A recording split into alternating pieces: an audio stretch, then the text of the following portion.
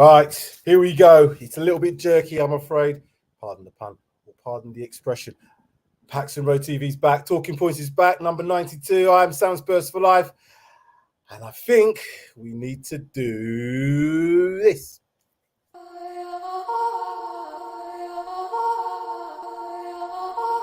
It's just different.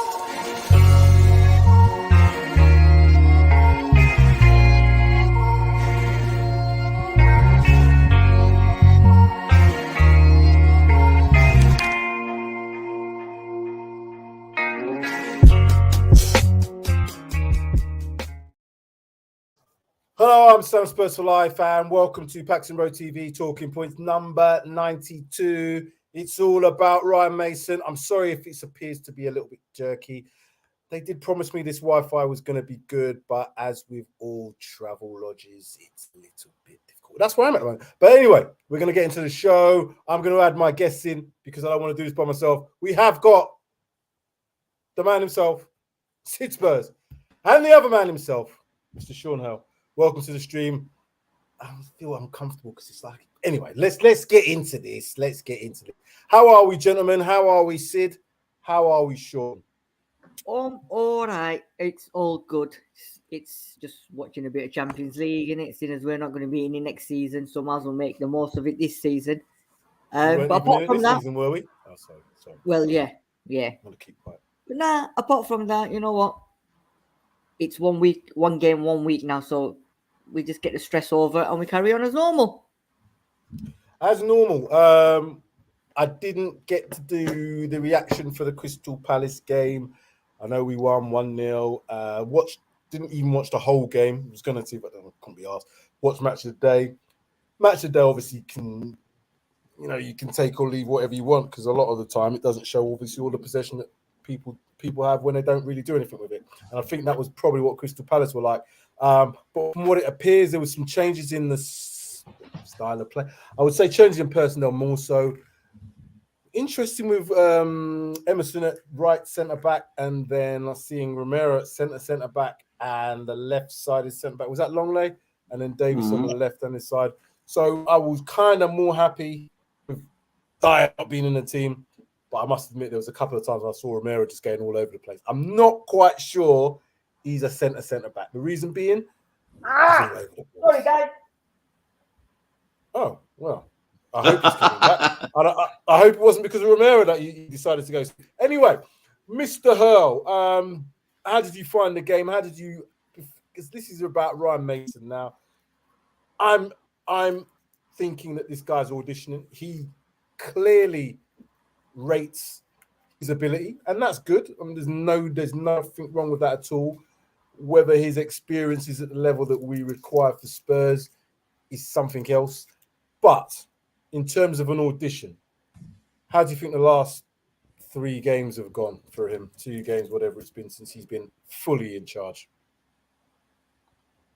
Well, I mean, you could say we were a Lucas Moura brain fart away from getting a point at Liverpool.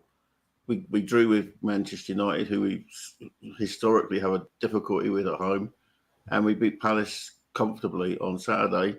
I mean, he's making a good audition for himself. I mean, I don't want him to be the next coach, but I like the car of him, and there's no doubt about it. He's auditioning for the job. He's made that clear from his first press conference. I want the job. I fancy the job. And I don't think he's going to. He's not shirking away from that. He probably knows in his heart of hearts that it's not going to go to him. But I think he's shown enough flexibility, enough ingenuity. He's shown he was very good in his press conference, because he certainly discounted Royale being available on Saturday. He certainly discounted Basuma being available on Saturday. And yet, lo and behold, there was Royale playing right centre back, and there was Basuma on the bench. So he's learnt a lot in his time from the previous time when he took over, when Jose was shown his Jotas, as it were. But yeah, I mean, I like him. I like the cut of him. I like the fact he lives and breathes the club. You know, and there's a lot to be said for that. I mean, that's what they said about the guy who's now going to go to Chelsea. Yeah, there is a lot to be said for that. But then I'll add in Ole Gunnar Solskjaer at Manchester United. He had a lot. He thought he was, obviously a living legend at the club for what he did in '99, blah, blah, blah, etc., etc. But it doesn't always work out. My concern, before I get to you, Sid, my concern is it's never going to end well. It's not going to end well with Ryan Mason. I can't see it. If it hasn't ended well with all them previous guys in terms of success, because that's ultimately what we want now, success. I don't see how he's going to get it unless they give him time. And what I mean by time, 3 to 5 years. I've said this now continuously since the Conte's gone. You cannot bring a manager in and expect him to do anything within 2 years and get sacked. He has to be there if it was him. I'm not saying I want it to be him, but he'd have to be there for 3 to 5 years, a la Arteta. And I don't think we as fans have got that patience, and I don't think the board, as they've proven, have got that patience because there's too much pressure, there's too much going on, money-wise, blah, blah, blah. But I'm with you, Sean. I think he's done well given the circumstances. The players are obviously responding. Apart from that Lucas Moura brain fog, idiot pass back that he was doing to set up the man to score. We could have had 2 draws from 2 difficult games in terms of Man United, Liverpool, and then gone into the Crystal Palace with a win. That would have made all the difference to where we are against Liverpool, but still, we are where we are. Sid, talk to me about the game, just to briefly. I know you did the reaction show, but how do you think Ryan Mason's doing in terms of a audition? You know, I don't think he played 3 at the back. I think he played Emerson Royal as a right back, and he was changing every now and then. But from where I was sat and watching the game, it was definitely a 4 with Poro playing further forward. But I think what he's doing is obviously he's lucky that he got Emerson Royal come back anyway. But I don't think he's auditioning for the job. He's not going to get the job. I don't think he's going to get the job. He'll probably, and the question we should be asking is, whoever comes in, is there going to be room for Ryan Mason, and to what capacity or what role is he going to get? I don't feel he'll get the job overall. He needs a lot of experience. He needs to go out and obviously gain more experience, because the last thing you want to not do is end up with a Frank Lampard or Steven Gerrard where you just come in and end up not doing well and then getting sacked and whatever. But I think from what he's took over, we know he's passionate about Spurs. We know he's got his own ways of doing things, and in the 1 or 2 games that he's been involved in, you can see that he's passionate. Substitutions as well, he's making them, the right ones at the right time as well. And most importantly, he dropped Dyer. So he must have known Dyer has had a couple of bad games. He's actually gone and dropped him. So he must have known. He must have known. If he didn't know that Dyer was having bad games, then he's blind. Yeah, but what I'm saying is he didn't have the power to make them decisions. Now he's got the power, and he's obviously seen all that, and he's probably thinking the same as what we're thinking. And he's thought, you know what, I'm going to drop him. Give him some time on the bench. And lo and behold, we win 1-0, we don't concede. And it looked a lot better as well with what we had out against Crystal Palace. So, fair play to the guy. He's doing the best. He's not doing his CV any wrong by taking over the next few games. Hopefully he wins them all. We'll see. You know what?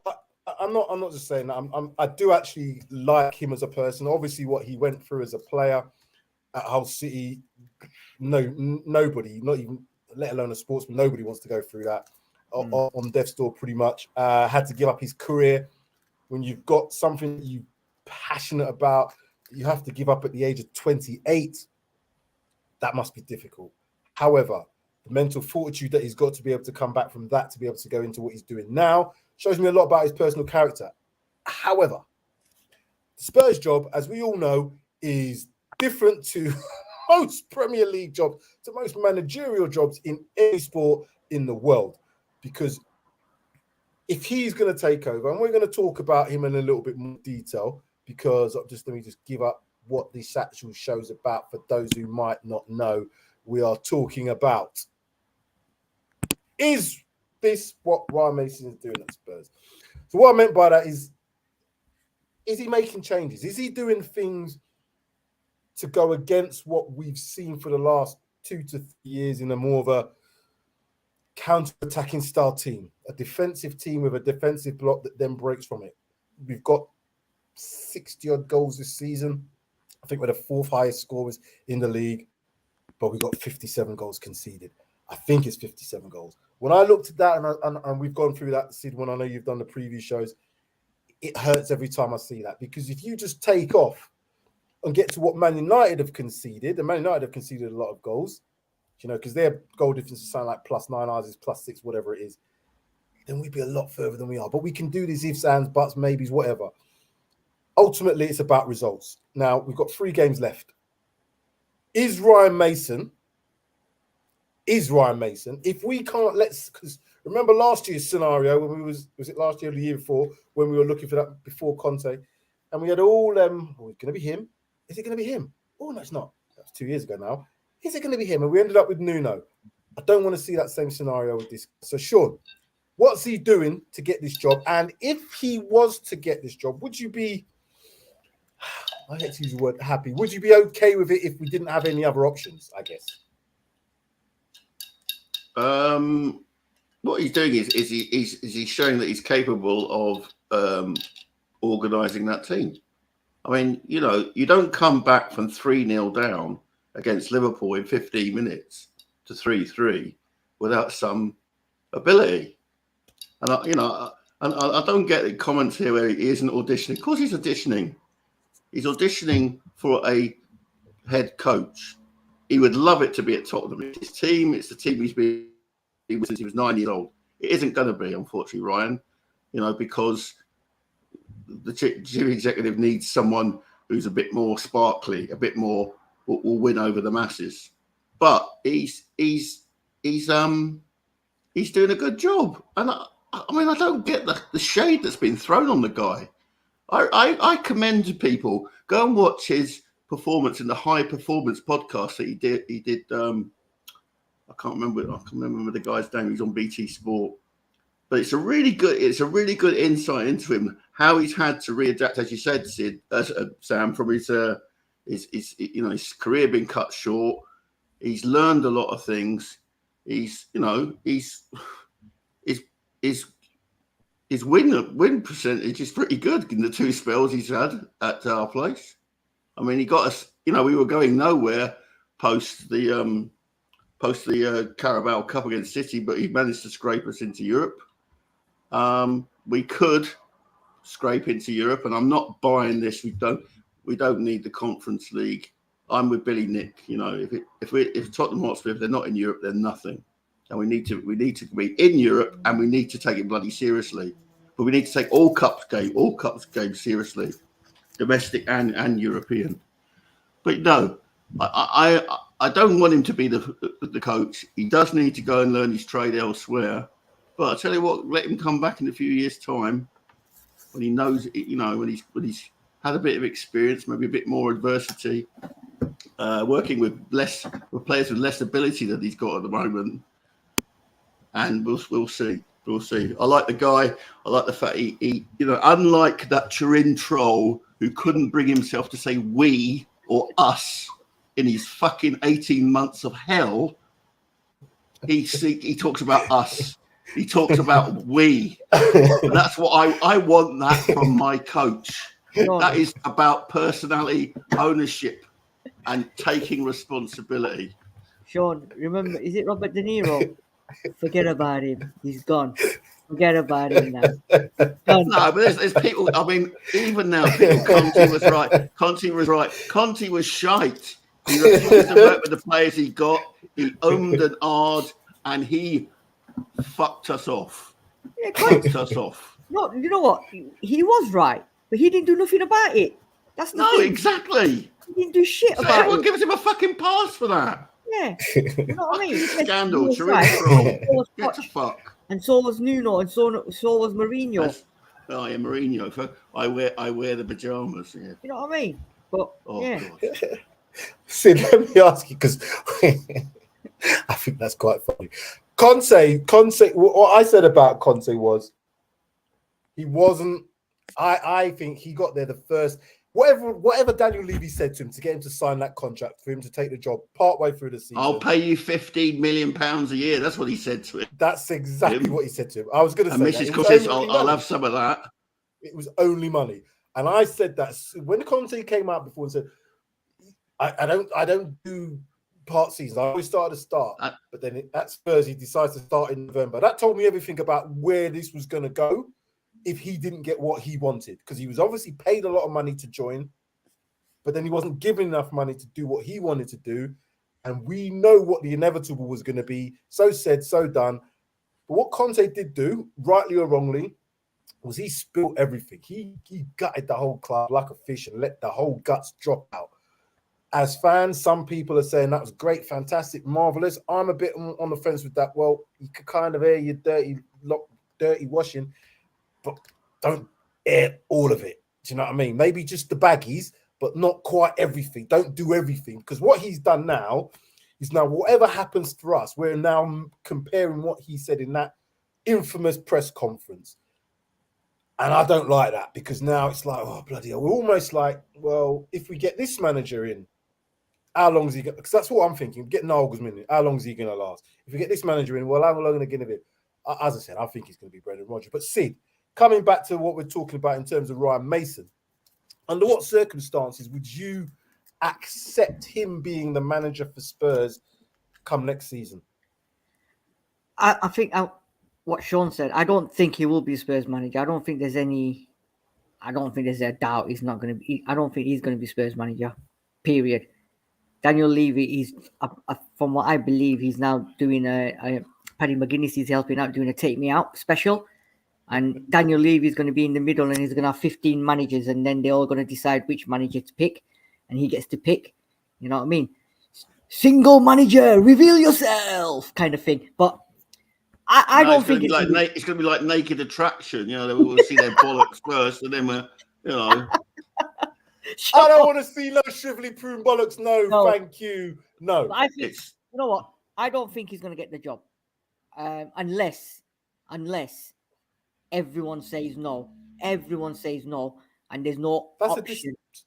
That's a distinct possibility. That's why I asked the question, because it's a distinct possibility. Because all this smoke screens I'm hearing about these other managers saying this and that's all media talk from. That's all bollocks and bullshit. I can't see why you would hear from the managers, because you start to hear them if they were asked questions in interviews.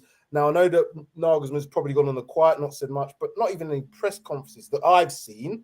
You might have seen more because I've tried to keep my distance a little bit so I can manage my own health.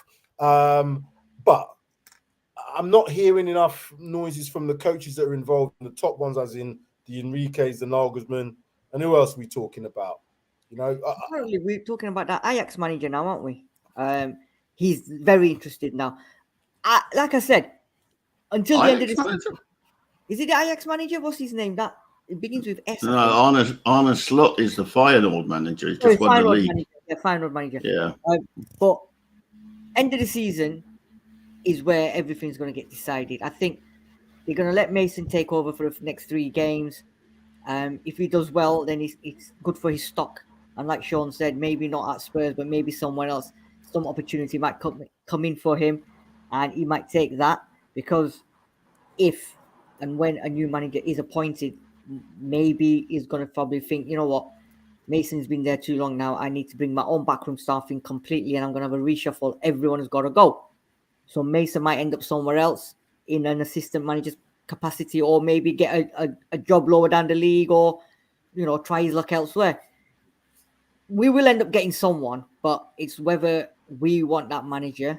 It's Daniel Levy. He's probably going to go with the list, like you've mentioned, that everyone's involved. This person, Nagelsmann, him, Pochettino, Brendan Rodgers, you name them all, Vincent Kompany, all of them.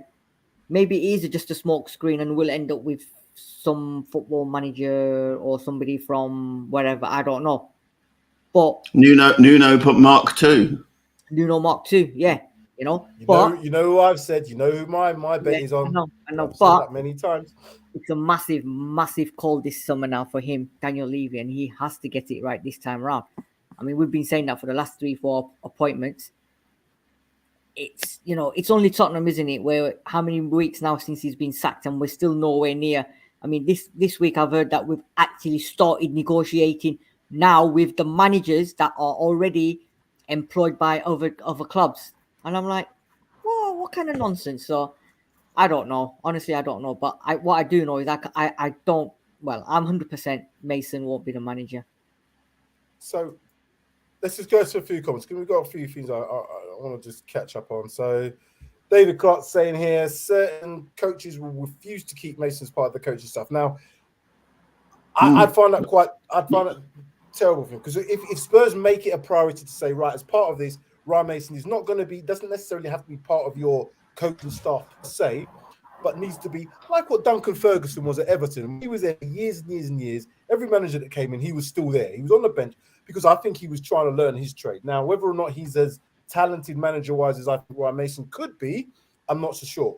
But what I think should happen is they should allow him to at least have that. If they give him the interim job for whatever capacity next season, we all know how that ends. And that will be the sad thing, because if we don't do well, he has to go. They can't just say, okay, we're going to reduce you back to a number 2. That doesn't happen, because you have to get rid of, as they've had to get rid of Conte, as they've had to get rid of Nuno, as they've had to get rid of Jose, and the funny-faced one that was our manager for that little piece, Stellini.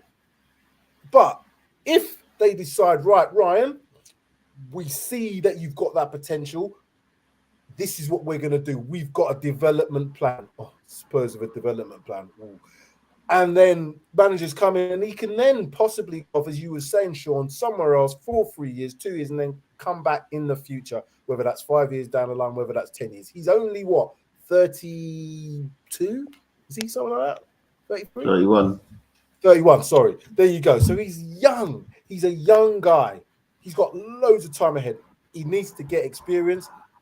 I think he'd be best served to either do that alongside a manager who comes in, or whoever that would be, for a few years, because we're going to have more than one in that time, and then move off somewhere else, as opposed to if he gets offered a job now, he's going to take it 100%. Nobody in their right mind would not take that job if offered, if that's what you're like. But it could go sour. See, if it goes sour, if it was to go sour, what do you think will happen with Ryan Mason's career? Do you think he would go off somewhere else and do well? Would it still? Is he an Arteta in the making, or is it just a case of, well, it doesn't really matter because Spurs do what Spurs do to managers, players, coaches alike? I think he's got aspirations. I think he wants to become a manager. He's probably looking at Arteta and he's probably thinking, you know what, I could go down that road. I mean, he's not going to end up working with Pep or somewhere, but he could go somewhere, learn his trade, get better. If it means like going abroad or going to another club, if the new Spurs manager decides that he doesn't want him, he can go and learn his trade. I don't think it's the end of him. Like we've said, like Sean has said, he's a young guy, 31 years old. He's got plenty of time. He's got loads of time, years to gain his experience. And I think, this might do him the best of, it might do really good in terms of, I've been interim manager. I've been there when Mourinho's been there. I've been there when Conte's been there. He's probably learned a lot from them. And it could be a stepping stone for him, whether it's at Spurs, which I don't think it will be, but wherever else, somebody will get a good manager in the making, because he's got everything in him. He understands the game, he knows when to change it, when not to change it, game management. He's not afraid to handle big time players and stuff like that. So I think it's just the beginning of Ryan Mason's career. I think we will see him further down the line. If not at Spurs, I think somewhere along the lines, I think he'll be one of these managers to look forward to. He's not going to be a Steven Gerrard or Frank Lampard where the job's been gifted to him on a plate. You know what I mean? He'll earn his dues and he'll actually earn the respect, and he'll I think that'll be make him a better manager. Yeah. I do agree. I agree with both your comments actually with regards to Ryan Mason. I think he's definitely a personable guy. I like what he does in his interviews. The last few interviews I've seen of him, very calm, very assured. He didn't have that Stellini, you know what I mean, looking left, looking right. He didn't have that Nuno, yeah. I'm going to do you proud. I'm not really going to do you proud. He don't have that. He's got confidence in what he says. He's got confidence in what he's like on the bench, and he's a bit aggro as well. That comes from being a relatively new ex-player, you know, still part of the lads, still one of the boys. The question I want to ask is based on what Dino said here. Dino, welcome to the show. Kane being vocal, I'm not just regarding Kane in this aspect, but how do you think the players would feel, or how do the players feel now that he's in charge? I know it's maybe a bit obvious given the way that they've played, but how do you think they would feel if he were to become the permanent manager? Would someone like Harry Kane decide, yeah, I'm going to stay at Spurs and sign a new contract and not walk out next year, which I think he's going to do? Potentially even go this summer to Chelsea. Sean, how do you see the players viewing Ryan Mason as a possible permanent fixture in the manager's chair? Well, I think those that have been around the club a long while will probably would welcome him because they know him as a human being, as a colleague, as a, you know, and, you know, he's obviously got some respect within the game. I mean, even Conte was impressed with him when he was holding the training before Conte started. So, you know, this obviously he's got. There's something about him. I do feel though he would, you know, I think it would be a. I don't know whether some of the players who've come into the club from outside would have quite that same affinity. It's interesting. I mean, I know everyone's seems to be focusing on Kane's interview. This is coming out tomorrow morning, I think, on Sky Sports News. Interesting, some quotes from Kulusevski this week where he said that it wasn't Conte wasn't the problem; it was the culture at the club. So, you know, there's a different perspective, you know, from what is considered a senior player at the team now, you know, or, you know, who's been someone who's considered as part of the first team group anyway. So it's hard to tell. I mean, you know, it's like I don't try to get too caught up with the tabloids, to be honest, because a lot of them are just like us, you know, putting a finger down and, you know, hoping that we get something right. You know, they're speculating to accumulate, and you know they're getting it wrong. You know, I think it will depend on how well they know Mason. So the likes of Kane, the likes of Son, even possibly Dyer, although he might feel a bit aggrieved after the weekend. Davis, you know, people who've played with him, Lloris, even would welcome Mason.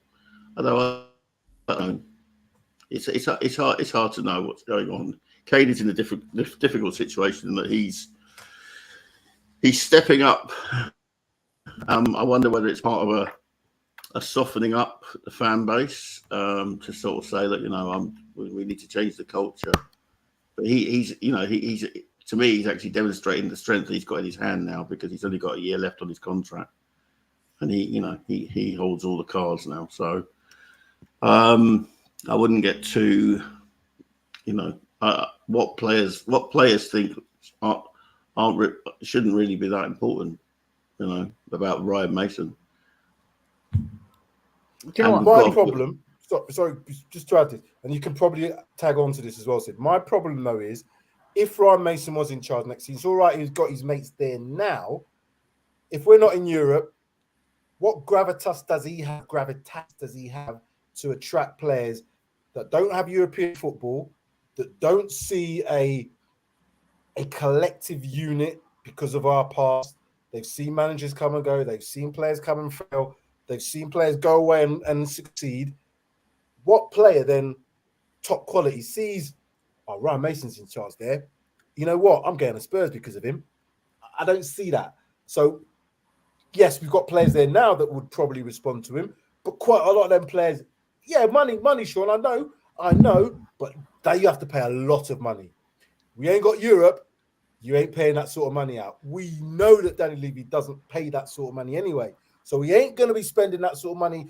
Look, there's not many paupers in the Spurs first team squad. Sean, there's not. Let's be honest. But they're not good enough. I tell you what, yesterday, I don't know, I was on Twitter and somebody posted the wages of Spurs players. I don't know how true it was, but I was reading through it and I was shouting it out to my boys, and I was shocked at some of the price, what some of these players are earning. And I'm like, how the heck are these lot still at this club? They're earning some shit money. Honestly. Some of them are. Yeah, some of them are on some terrible wages. If you look at it from a holistic perspective. But not even that so much. Regardless, yeah, you can throw money at it. We throw money at signings, but Richarlison cost 60 million. He's nowhere near Kane's numbers in terms of 200,000 plus a week. He's not on that sort of money. We tried that with Ndombele. We had to ship him out because he wasn't doing. So I cannot see Spurs saying, you know what, we're going to keep doing that sort of thing and bring in players. The problem we've got, if it was going to be Ryan Mason long term, which we've all agreed that we probably won't be, but if it was, and you don't have European footballers at any sort of fillet, I don't know how you get them players through the door. Yes, you can say we've got a 60,000 fantastic stadium. Yes, we've got the best training ground, or one of the best training grounds in the world.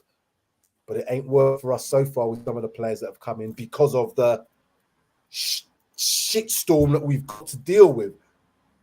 So it's a massive, massive job if he were to take him, not just from a coaching and managing perspective, but also from a, transfer perspective. How does it work? DOF of football, is that in place? Scouting system, has that been sorted out? That needs to be sorted out.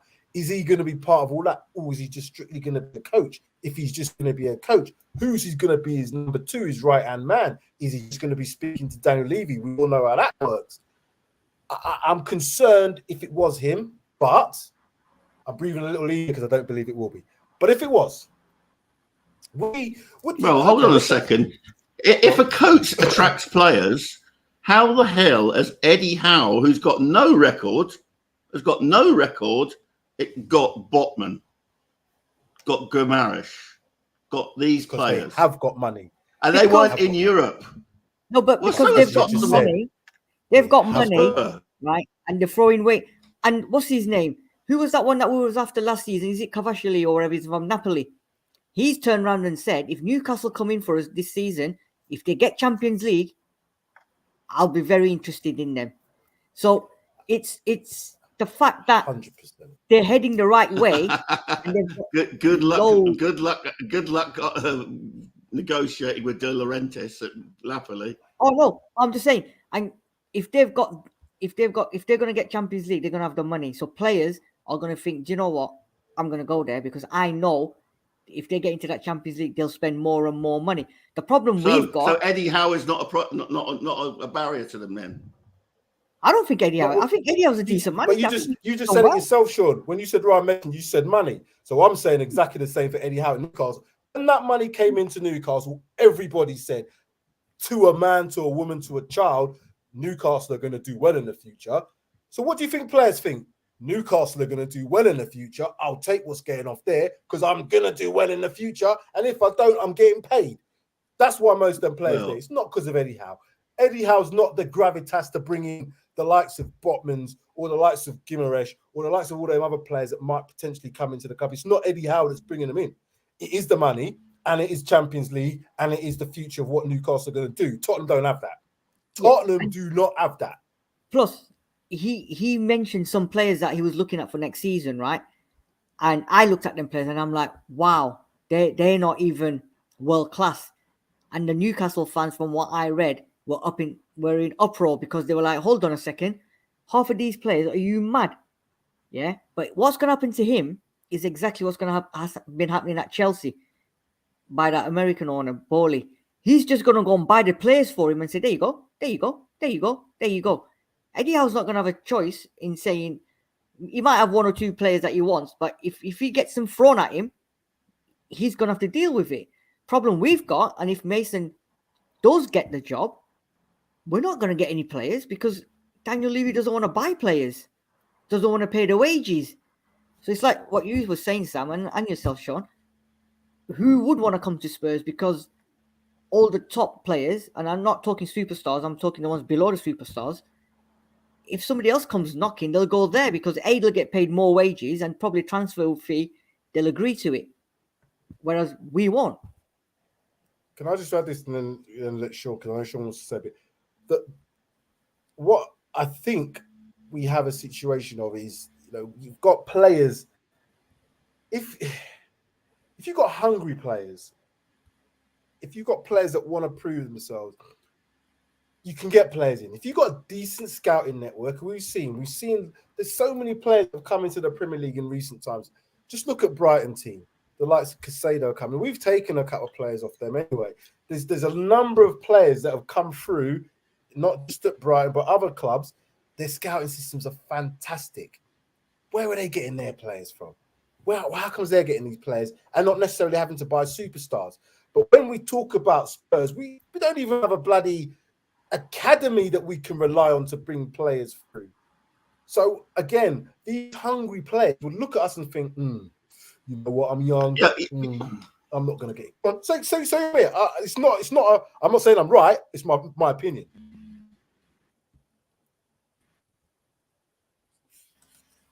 Sean, go on. Whose fault is it the academy has declined? Whose fault is it the academy has declined? We're recruiting good players. Because Madueke went away to PSV. Markandé went away to Blackburn. When you have coaches that we've hired since Pochettino who don't even look at the academy, there's no gateway. There's no gateway to the first team.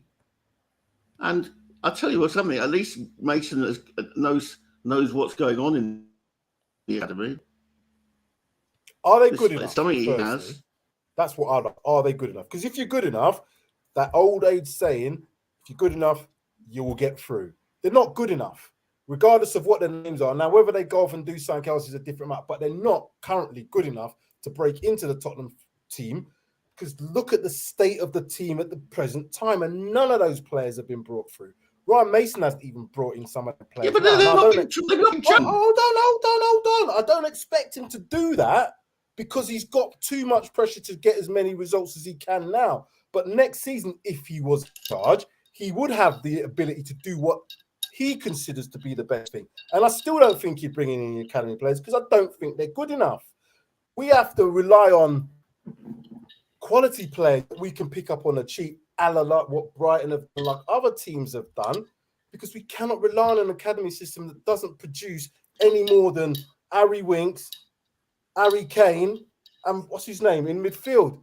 I forgot his name again. Bloody hell, Oliver Skip. So you tell me.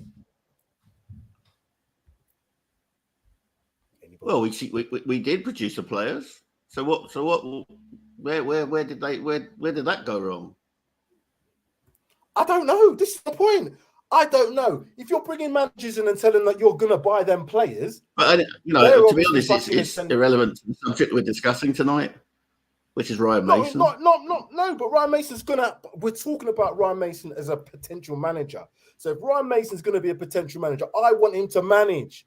I don't want him to be told what to do. I don't want him to be a yes man. I want him to manage. And if that means bringing in youngsters and blooding youngsters, that's what he should be doing. As I said, I don't think we've got quality enough youngsters to be able to do that because we've seen from the first team, I've said, from a coaching perspective, you can't bring youngsters into a team that doesn't have quality professionals that can build around them, that you can put your arm. We've got one or two in our club. The fragility of this club, the players that we've seen on show, is not conducive to bringing in young players and expect them to do well.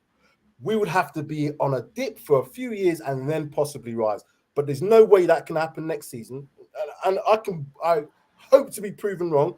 I don't hope to prove anything because I don't want him to be manager for next season. But if he was, he's going to have a really hard day, a really tough time. And that's just my opinion. Again, I don't know what's going on in the club and I don't know who picks who plays and who does what, because it seems like it's a free for all in terms of Daniel Levy, who does this, and you know what I mean. So I really don't know, and I don't want to see a mismatch of somebody in charge that's just going to do exactly what's being told, unless they're Pep Guardiola, and he's not going to be Pep.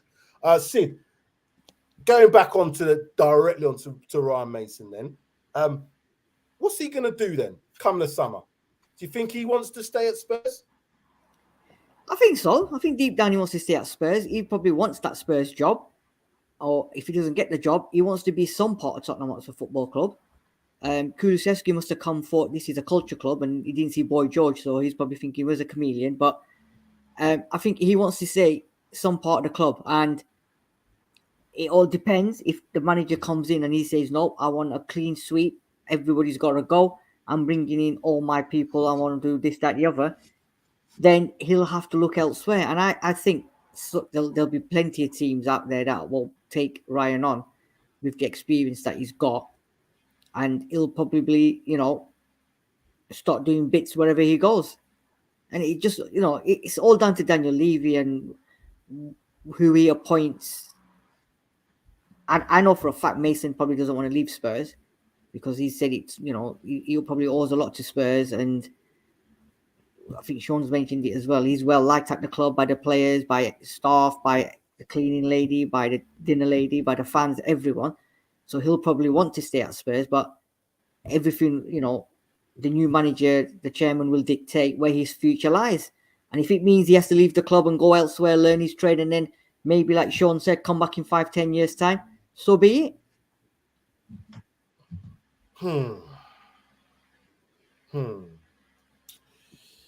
I wish him the best. I really do. I wish Ryan Mason the best. I think if he stays at Spurs, he should stay in the capacity that he was before, as a, whatever you want to call him, an assistant, just as part of the coaching team, part of the coaching setup.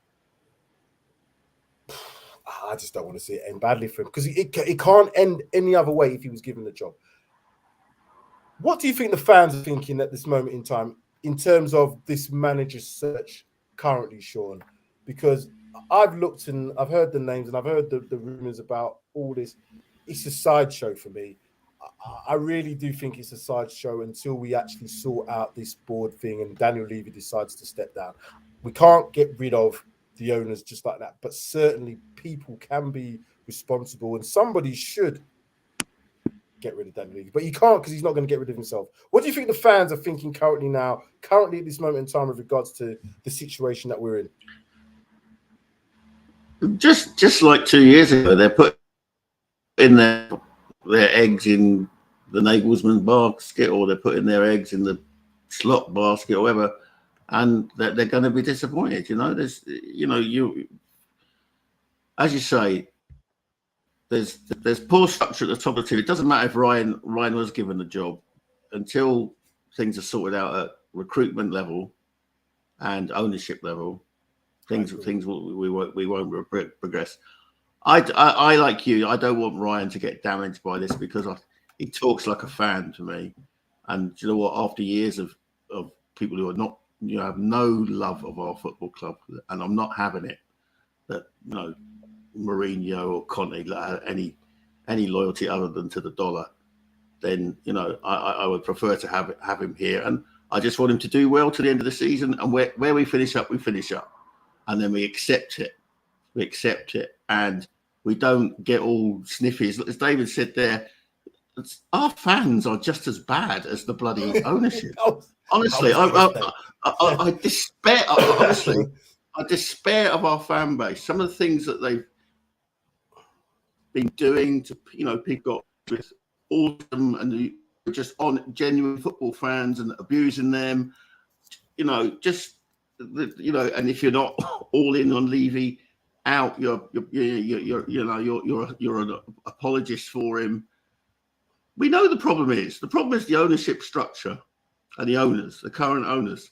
But correct. Have you, me, have any of us got £5 billion in our back pockets? No, we haven't.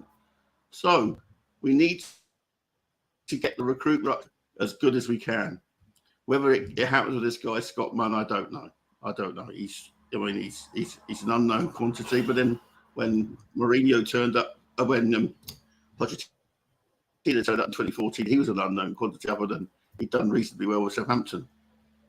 You know, I didn't know him from Adam, to be honest. You know, I do like, you know, and I'm with David Clark on Morgan Gibbs-White. I wanted him when he was at Wolves. I thought he was a brilliant player. And he went away to Sheffield United under a cloud back, and then Forest bought him. Some of our fans are atrocious. Don't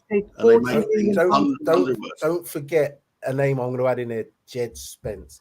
We bought a talented player who didn't get a look in, and we've shoved him out into France.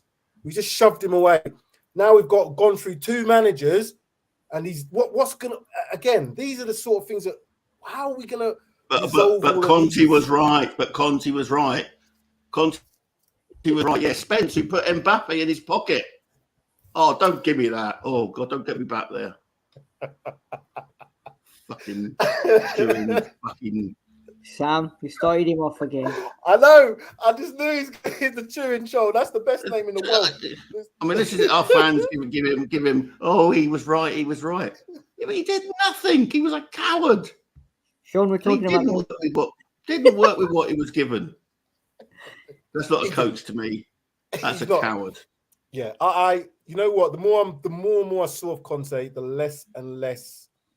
I thought he's more of a sport kid. Now, don't get me wrong. What he said is true.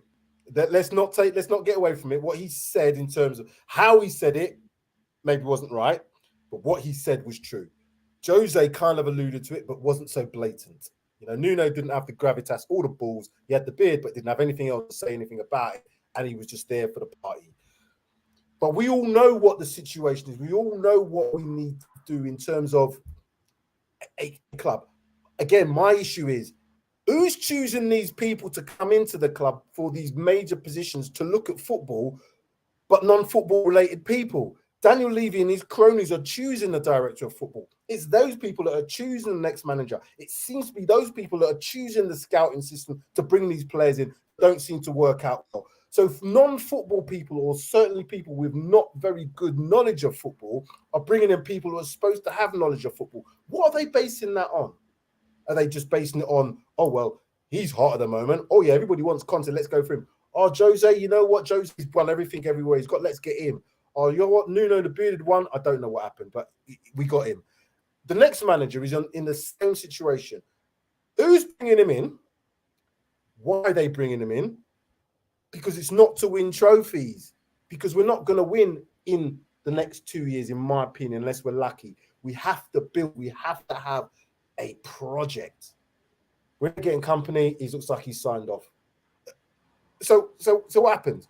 Non-footballing people with not enough knowledge of football are bringing in people who are supposed to have this knowledge, and it don't seem to be working out. It's madness. Just madness. Well, I'll tell you what. We have a football person currently in the coach position, and he's doing an okay job. I don't, you know, and I'll support him to the end of the season.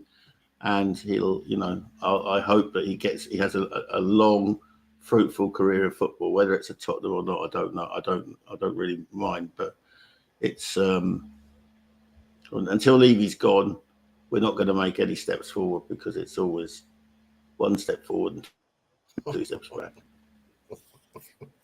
Christian Gross is speaking. we want Sean Spice level up. Everybody wants you to blow, Sean. Do you know what? Christian Gross was undermined by the fact that they wouldn't pay for a work permit for his fitness coach. Oh my gosh, this is what I'm saying. Some of the things that you hear now, and Martin Joel had a lot to say about his time at Spurs as well. So it's like it goes back a long way. I love Martin Joel. I did as well. I thought he was brilliant for us. And he was Spurs, and he got the club. I want to be a ghostwriter, and I want to go to all the ex-managers and get all the information and write a book. I tell you what, I'll make enough money to buy Daniel Levy out, because some of the things that these managers will have to say about him and how it's gone on there while they've been in charge, it'll be a book and a half. Oh, it's nightmare. We've got plenty more to do, gentlemen. I think we, as a threesome, maybe that's not quite. You think things are bad this season? Wait till next season. We got plenty more. We have all summer to go through yet. If we go by anything by 2 summers ago, all that. Remember how many shows we did then? Was you on board that point, Sean? Mm-hmm. When we, yeah, I was. My gosh, how many shows? How many managers we went through? That Gattuso. Do you remember Gattuso? When it was like there was it was a hashtag going no to Gattuso. It was craziness. We cannot have a circus event again this summer because there's too much at stake. We've got Harry Kane's scenario. We've got Son.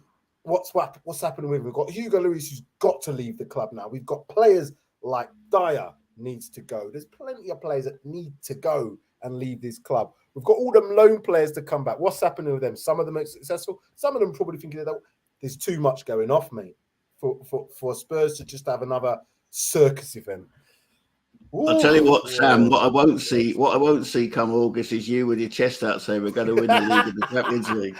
We're not in the Champions League, and we will definitely not be in the shake-up for the title. You know what, Sean? And you know what?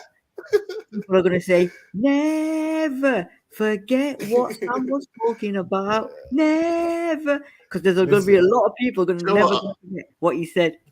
I just want to start enjoying watching the football. And I have to say, the football in the last 3 games, in spite of the defeat at Liverpool, was better because we had someone who had some nous, had some game management, could change things or would change things and not stamp his feet and demand, oh, my system is perfect.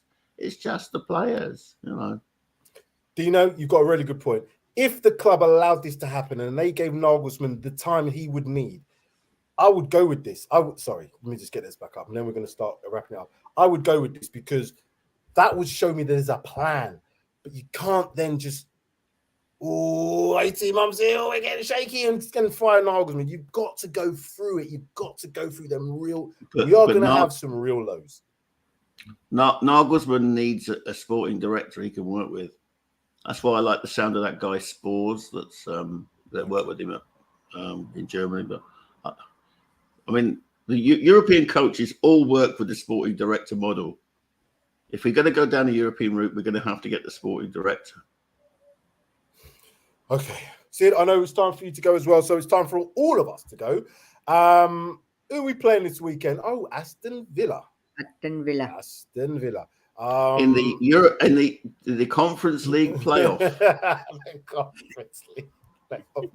Because you know that I've stopped talking about we could possibly get into the top 5 or 6. Nah, I said we can't finish any lower than 8th, I do believe it is, or possibly 9th. I think it's 8th now. But I think we'll probably end up. I was on Bobby's show last night, and I got us the Conference League. You know what? And I'm looking forward to it. Come 4:45 on Saturday, and you're watching BBC, and they're doing the score, English Premier League, blah blah blah blah, and then it'll be Europa Conference League playoff, Tottenham, Aston Villa.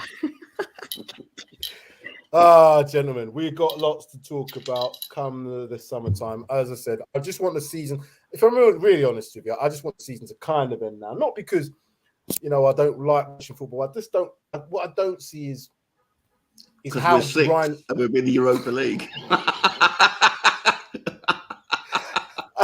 Arsenal second. Arsenal second, yeah. Is stuff like the Hugo Lloris saga and Ryan Mason having to come out and almost put a veil over that to say he's not fucking injured. He's not playing for this club again. He's done. And things like that need to be sorted out. And I don't think it's fair on him to have all that pressure on him. Get somebody else in, help him out, give him the director, or put him as the number 2, the assistant, and then let him get on doing what he does and get his experience. So roll on Test cricket. We won't beat Villa. They're having we can't beat Villa. We can. No, we're supposed to be can beat Villa. Okay, fair enough.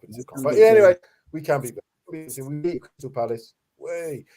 Gentlemen, Sean, Sid, preview show. You going to do one, Mr. Sid? I am. Aston Villa is a Europa Conference playoff final. Aston Villa versus Tottenham Hotspur. We'll be doing it on Friday, maybe, depending on who's available. Should be. I'll be back home, so I'll be able to get better Wi-Fi. Cool. So I'm good. Yeah, I will be in the Middle East, so I won't be able to join you, chaps.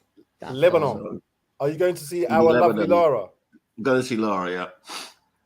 So we'll probably catch the game on Saturday, which is my birthday, by the way. And so I'll a Conference League playoff on my birthday. Oh, welcome to old age. Welcome to old age. Anyway, yeah. Anyway, that's what I'm saying. Anyway, let's do that thing. We'll talk about the game on Friday, which won't make any difference what we say, whatever the bloody stats are, because we all know what happens with the stats when it comes to Spurs. Sid, Sean, brilliant. Thank you very much. Thank you all for watching Paxton Road TV, PRTv.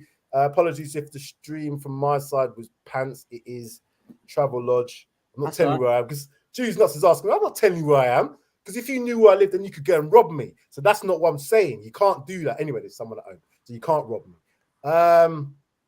He's got 2 big Alsatians as well. This is it. Outro or whatever it is. Here we go. That's the one. See you guys. See you later.